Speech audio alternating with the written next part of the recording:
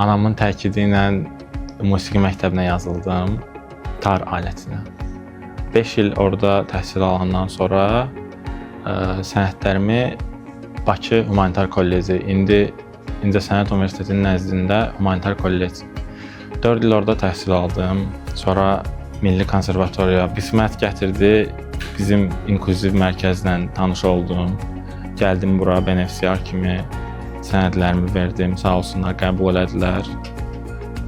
Ondan sonra tədbirlərdə çıxış elədim, bəyəndilər. Yəqin ki, özümü doğrultdum. Hal-hazırda 2 ildir sosial agent kimi fəaliyyət göstərirəm. Hətta elə oldu ki, Şəhriyar müəllimlə, ustadımla burada çiyin-çiyinə çalışırıq, bir səhnəni bölüşürük.